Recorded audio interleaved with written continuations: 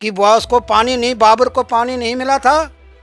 उसने हिंदुओं का जो खून था वहाँ, उस खून से गारा बनाया था और गारे से बाबरी मस्जिद को तैयार किया था। कुछ मिट्टी थी और कुछ ईंट थी, छोटी थी बड़ी थी क्या थी, मगर ये वहाँ पहुँचा नहीं थी। मैं वहाँ पहुँच नहीं सका क्योंकि मैं छोटा था। तो संतोष जी और उसके जो साथी थे, मगर वो ईंट उन्होंने वहाँ पहुँचाई। कैसे पहुँचाई, क्या की, वो जो यहाँ से मिट्टी ली थी वो हमने वो वहाँ पहुँचाई।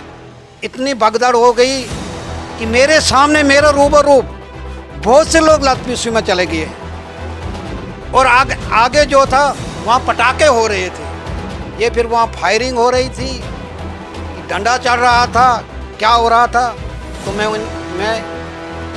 अपने भाई संतोष जी से बिछड़ गया। वहाँ आंखों में आंसू आ जाते हैं कि काश इस वक्त वो लोग होते, वो देखते, वो ठाकुर संतोष जी होते, वो भाई हमारा ठाकुर संतोष जी होता, वो भक्तराम चाचू जी होते हैं, तो हम वो ये दिन देखते।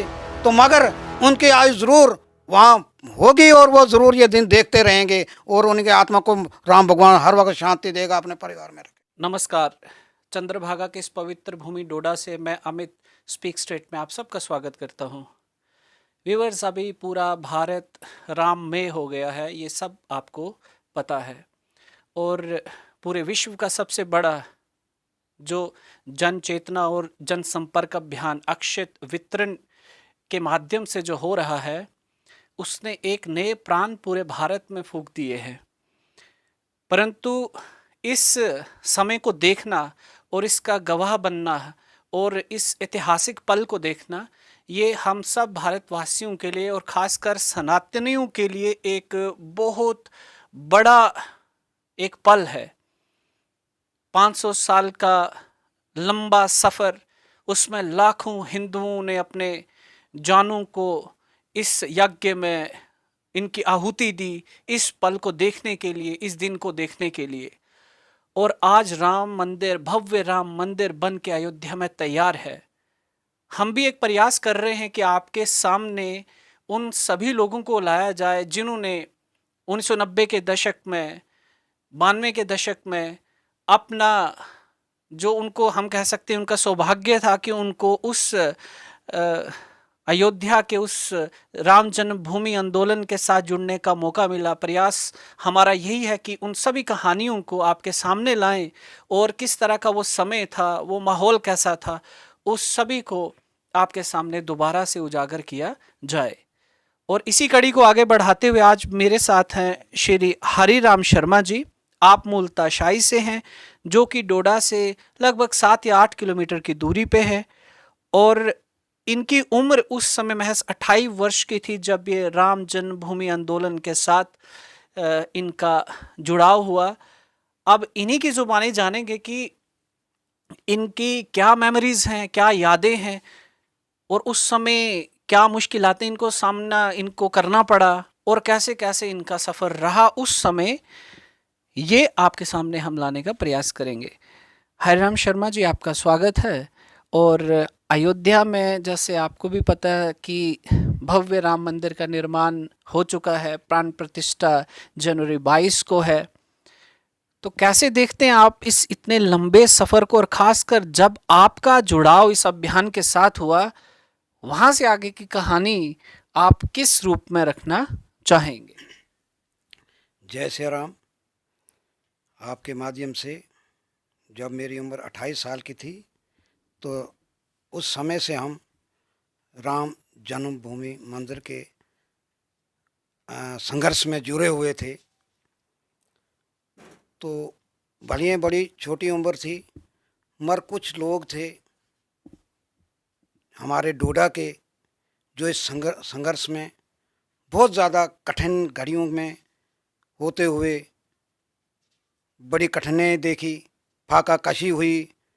बदकिस्मती से मैं ये कहूँगा कि आज वो लोग नहीं, हमारे बीच में नहीं है, जिसमें सबसे बड़ा योगदान था हमारे डोडा से श्री भक्तराम जी, मंडल प्रधान भी थे, जंग संघ के आदमी भी थे। बाद में जंग संघ से बीजेपी बन गई, तो वो बीजेपी में चले गए। उन्होंने अपने साथ और भी बड़े बड़े लोगों को अपने साथ अपने राब्ते में लाया, और जो अयोध्या का मसला था उसमें से हमारे पास एक बुकें आई। ये भक्तराम जी की देन थी, ठाकुर संतोष जी की देन थी। ओम प्रकाश जी एडवोकेट थे, वो यहाँ चुराला साइड के रहने वाले थे, और साथ में सीएल ठाकुर जी थे। तो कुछ और भी चंद लोग, किस तरह से कुछ लोग ऐसे जिनके नाम मुझे याद नहीं है। अभी इस दौर को आंखों में ये आंसू भर आते हैं कि अगर ये मोड़ वो लोग देखते, आज की ये दिन देखते, जिन लोगों ने उस कठिन घड़ी में वहाँ अयोध्या जाकर और यहाँ उतने उतने फाका कशी करने के बाद, जबकि यहाँ अयोध्या का नाम लेना मुश्किल था, बीजेपी का नाम लेना मुश्किल था, संघ का नाम लेना मुश्किल था। बहरहाल मैं अपनी ज़ुबानी उनसे कहूँगा, राम भगवान उनकी आत्मा को शांति दे। वो अमर हैं। जो काम उनने राम मंदिर अयोध्या के लिए किया है, वैसे लोग कभी मरते नहीं हैं, वो सदा अमर रहते हैं। मगर थोड़ा हमारा संग उनका छूट गया, बल्कि हम उनको आंखों से नहीं देखते हैं, वो हमारे दिल में बसे हुए हैं। अगर ये लोग कुर्बानियां नहीं देते, और ये तो बीजेपी का बाद में इन्होंने ये एक ड्रामा और बहाना बनाया था। इन लोगों को जो हिट किया गया है, तो इस मंदिर की वजह से हिट किया गया कि ये अयोध्या जाते हैं, वहाँ यहाँ से ईंटें ले जा रहे हैं, यहाँ से चंदा वसूल करके ले जा रहे हैं। तो इसमें हमारे गजा सिंह का भी रोल था, मगर ये भी उम्र के उस वक्त छोटे थे। इन लोगों को हिट करने का मकसद ही ये था, इन लोगों को जो लोग इन्होंने अपनी इस बदनसीब, हमारे जैसे बदनसीबों को, अच्छे लोगों को यहाँ से हमसे छुड़ा लिया। तो खैर, जब 1987 की बात है, जब मेरी उम्र 28 साल की, मैं बच्चा था, छोटा था, ऐसी कोई बात नहीं थी, मगर शादीशुदा था। बहरहाल जुनून ऐसा था कि घर में मेरी बीवी बहुत ज़्यादा बीमार थी, मगर ऐसा काल हुआ कि आपको अयोध्या जाना है। तो अपने परिवार की फिक्र ना करते हुए, अपने किसी चीज़ की फिक्र ना करते हुए, रात को रोटियां कैसे बनी, हमारे जो भाई संतोष जी थे वो होटलों की रोटियां बड़े कम खाते थे। बहरहाल वो घर से हमारा टिफिन जो होता था वो साथ रहता था। मुझे अभी भी याद है, जब लखनपुर से आगे गए, हम किसी रेल में बैठे थे, तो कुछ हमारे जो साथी से जिनका नाम मैंने आपको लिया, भक्तराम जी थे, ओम प्रकाश ठाकुर जी एडवोकेट जी थे। तो हम लोगों ने बहरहाल रोटी खाई रेल की, मगर संतोष ठाकुर जी बोलने लगे कि अमृत है, हम ये घर की रोटी खा रहे हैं, मैंने यही खानी है, आप भले खाए खाना, ये खाएं रोटी, या मेरे लिए अमृत यही है, मैं यही खाऊंगा। उन्होंने वो किसी चीज़ की अपनी जान की परवाह ना करते हुए, वो रोटी भलियाँ ख़राब हो गई थी, मगर उन्होंने वही रोटी खाई थी, और दिन का वो एक ही टाइम में खाना लेते थे वो। जब वहाँ पहुँचे हम, तो पहले तो जहाँ हम रुके, अब याद नहीं है, बचपना था, किस जगह रुके हम। पहले तो दिल्ली में, मुझे ये दिल्ली में बराबर याद है कि दिल्ली पहाड़गंज में रुके थे हम, हैं। तो वहाँ शाम को कोई हमारे जो साथी थे, उन्होंने इधर उधर, तो हमने कोई स्टोव एक लिया, बत्तियों वाला स्टोव। तो उस स्टोव पर हमारे भाई संतोष जी ने खाना बनाया, भिंडियाँ बनाई, अभी मुझे याद आती है, वो भिंडी और फुलके बनाए, और हमने वही खाई। शाम को कुछ भक्त लोग हमारे वहाँ आ गए, दिल्ली में ही पहाड़गंज में, बोले हम लोग तो जा रहे हैं, मगर हालात बड़े ख़राब हैं, आगे जाना बड़ा कठिन है। कुछ नाम लिए उन्होंने, पता नहीं कहाँ कहाँ, वहाँ रुकावट कर रहे हैं, बंद कर रहे हैं, क्या कर रहे हैं। जब बहरहाल जब वहाँ हम पहुँचे, उस भूमि पर पहुंचे, राम जी की वहाँ भूमि पर पहुंचे। रात को हम वहाँ से कोई कम से कम 7-8 किलोमीटर दूर रहे। जब वहाँ दूर रहे तो उन लोगों ने, कुछ लोग वहाँ जुड़े, हमारे हिंदू समाज के ही लोग थे, साधु थे, कुछ लोग ऐसे भी थे जो वहाँ अयोध्या के लिए आए थे, बाहर से लोग आए थे। उनका कहना यह था, मुझे वो 37 वक्त भी याद आता है कि उसकी आंखों से आंसू निकल रहे थे। बोलता था, ये आंसू नहीं, मेरे खून के अक्षर बह रहे, मेरे आंखों से ये पानी नहीं निकल रहा, मेरा खून निकल रहा है। कि जो बाबर ने ये मस्जिद बनाई थी तो हिंदू का वहाँ उसको पानी नहीं मिला था, हिंदू के खून से गारा बनाकर उसने बाबर मस्जिद को तैयार किया था। ये उनकी ज़बानी, मैंने कहीं कोई चैनल नहीं देखा है, मुझे कोई पता नहीं, जो मैंने अपनी आंखों से सुना और देखा है कि बॉस को पानी नहीं, बाबर को पानी नहीं मिला था। उसने हिंदू का जो खून था वहाँ, उस खून से गारा बनाया था और गारे से बाबरी मस्जिद को तैयार किया था। बहरहाल सुबह हम अपनी जान की परवाह न करते हुए, मुझे एक दरख्त वहाँ याद आता है। दरख्त एक पर अभी है कि नहीं है वो भगवान जानता है, राम भगवान जानते हैं। तो मैं वो दरख्त के साथ इतनी भगदड़ हो गई कि मेरे सामने मेरा रूबरूब बहुत से लोग लतपीसी में चले गए हैं। और आगे जो था वहाँ पटाखे हो रहे थे, ये फिर वहाँ फायरिंग हो रही थी कि डंडा चल रहा था, क्या हो रहा था।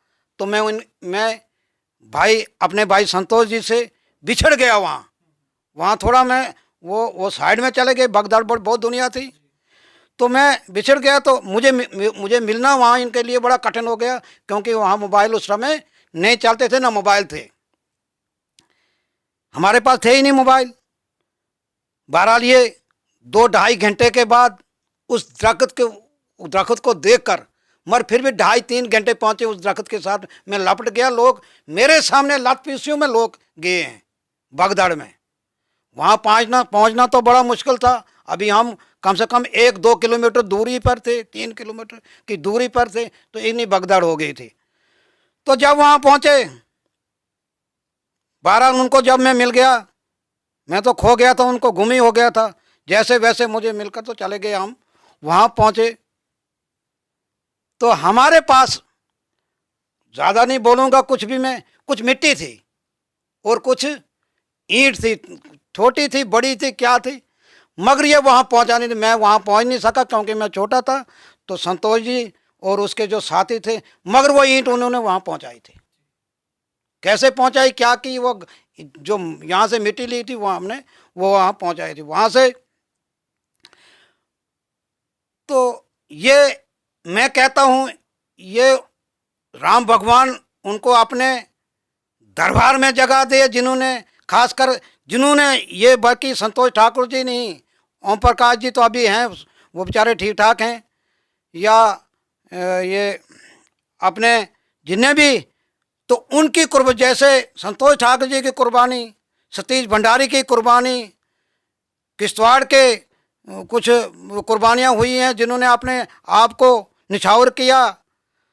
तो उनकी वजह से ये दिन आज हम देख रहे हैं कि आज हमें इतनी खुशी है कि वहाँ राम मंदिर बन रहा है। भले में आपके चैनल के माध्यम से मैं कहना चाहता हूँ, ये एक नया ख्वाब है। अभी भी मुझे यकीन नहीं आता है कि सच ही ऐसा हो सकता है कि वहाँ राम मंदिर बना हो। हालांकि इतने बड़े कार्य चल रहे हैं, इतने बड़े काम हो रहे हैं टीवियों पर भी, मगर जब मैं सोता हूँ तो मेरे ये ख्वाब होता, ये सपना होता कि वहाँ राम मंदिर बना हो। तो ये आज तो बड़ी खुशी की बात है पूरे हिंदुस्तान में। तो पहले मैं उन लोगों को ये जाती हमारी तरफ से बधाई उन लोगों को जिन लोगों ने वहाँ कुर्बानियाँ दी है। फिर जो उनकी माताएं हैं जिन्होंने अपने बच्चों को कुर्बानी की फिक्र करते ना हुए राम जन्मभूमि के लिए उनको निछावर कर दिया, उनको दे दिया, कोई बात नहीं है, हमारा बच्चा जाता है तो कोई राम जन्मभूमि के जाए कोई बात नहीं है। ऐसी माताएं भी हमें देखी। फिर हम लोग ये खासकर मैं इस वक्त तो मेरी आंखों में वो जगह हैं, वो सीन है कि वहाँ कितनी लोगों ने कुर्बानियाँ दी, लाखों में नहीं, हज़ारों में नहीं, लाखों में ये कुर्बानियाँ हुई हैं, बहुत ज़्यादा कुर्बानियाँ हुई हैं।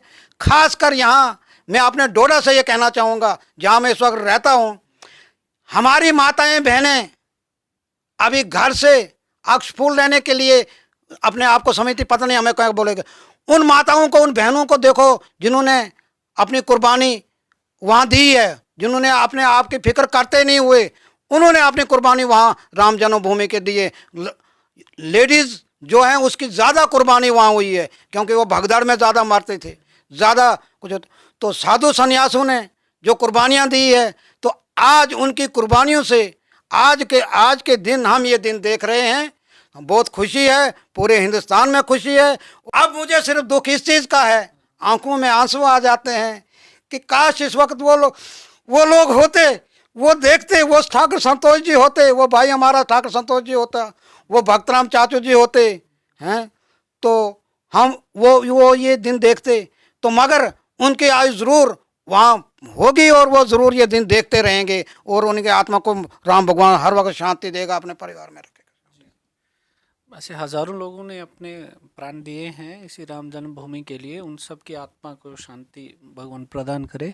बट जैसे आपने बड़े डिटेल में, विस्तार में इस चीज़ की जानकारी दी, बट मैं जैसे ये जानना चाहूँगा कि आपकी उम्र 28 साल थी जब आप जुड़े इस अभियान के साथ, तो मतलब आप लोग कैसे उस समय मिलते थे, कहाँ मिलते थे, ऐसी कौन कौन सी जगहें थी जहाँ पे आपकी मीटिंग्स होती थी, और मतलब आपका जो प्रचार तंत्र था तो वो कैसे काम करता था उस मुश्किल समय में, तो उसके ऊपर आप थोड़ी सी रोशनी डालें। और इस पूरे अभियान को आपने किस रूपरेखा में इसका पूरा। सर, हमारे पुणे जो चाचा भक्तराम जी थे, शाम को हम उनके घर में बैठते थे, ये तो बात ही नहीं थी। सब जब सुबह हम अपने अपने बैग तैयार करते थे, तो यहाँ नीचे एक यादगार है, अभी भी है, तो वहाँ गाड़ी हमारी खड़ी रहती थी, तो वहाँ फिर इकट्ठे हमको नहीं जाना होता था, तो वो उनकी सुविधा होती, कोई इधर इस रास्ते जाएगा, कोई इस रास्ते जाएगा, कोई इस रास्ते जाएगा, फिर हमको गाड़ी में जाकर वहाँ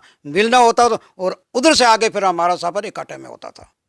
पुल डोडा से जब आगे जाते थे तो वहाँ से सफ़र हमारा इकट्ठा रहता था, वरना वो तो सवाल ही पैदा नहीं। जो राम जन्मभूमि का नाम यहाँ लेता, तो वहाँ उस वक्त तो रहना थोड़ा बड़ा मुश्किल था।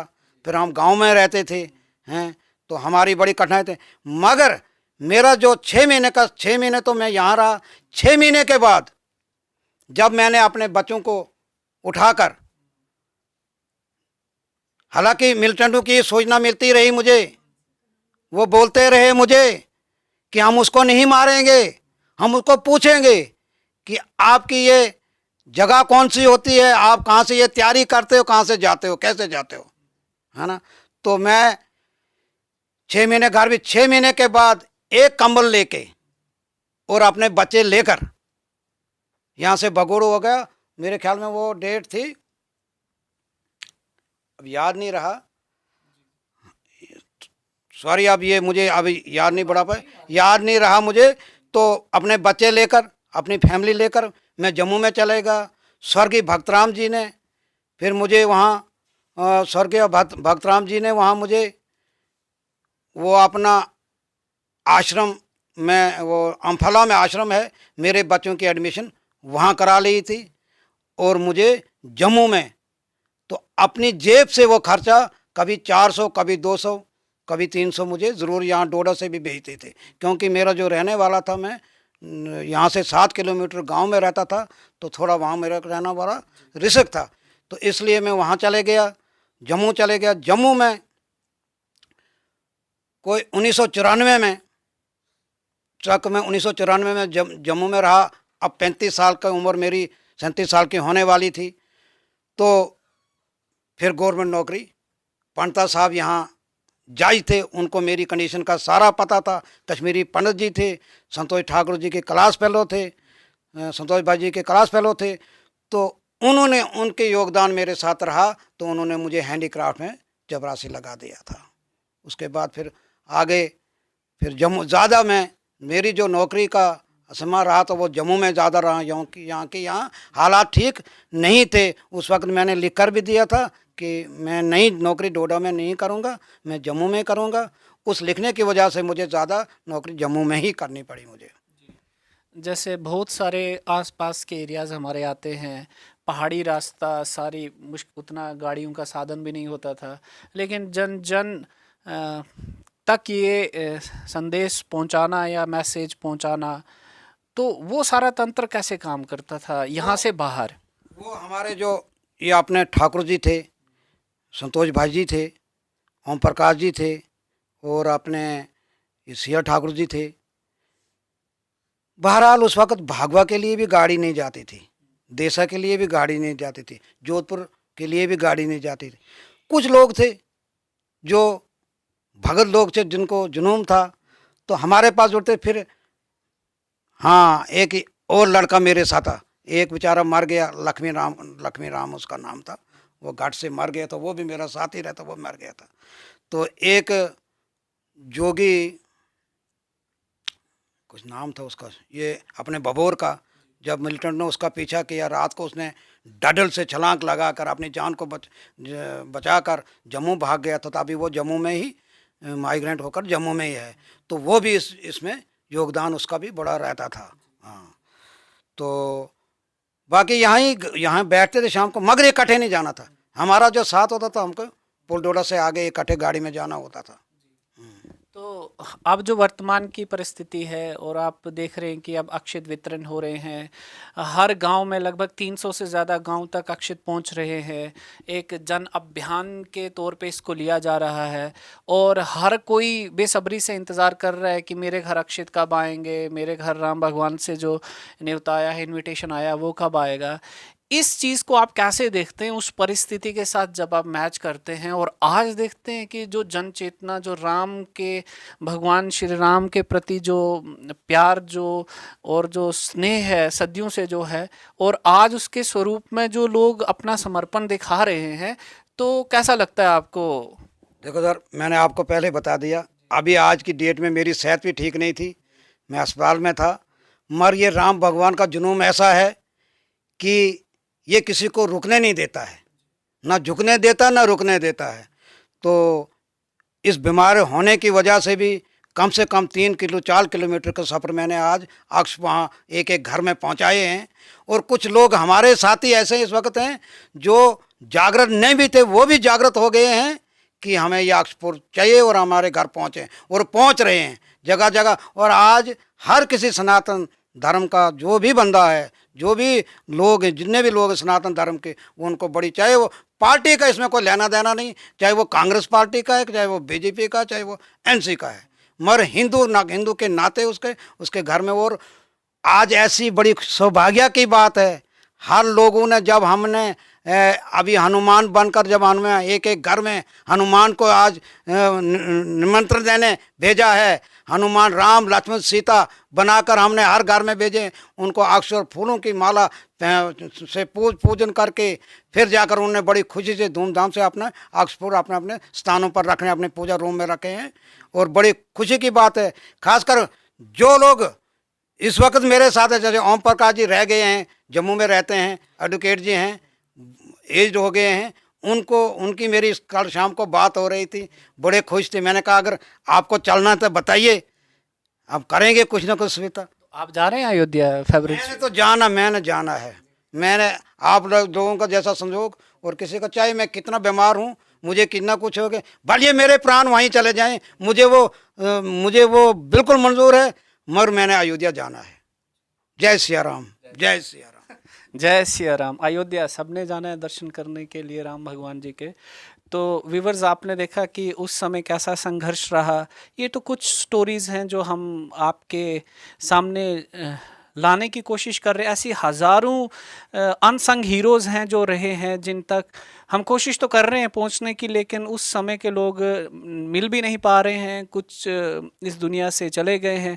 लेकिन जो लोग भी हैं उनसे हम संपर्क करने की कोशिश कर रहे हैं। और उस समय जो जिन परिस्थितियों में राम जन्मभूमि आंदोलन चला और इस सनातन को मानने वाले जो हिंदू समाज है उसने किस तरह का अपना योगदान रखा, वो सारी चीज़ें आज की नई पीढ़ी के सामने लाना, ये हमारा प्रयास है।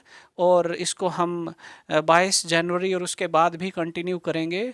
तो आज का इतना ही। बोल सियापति रामचंद्र की जय।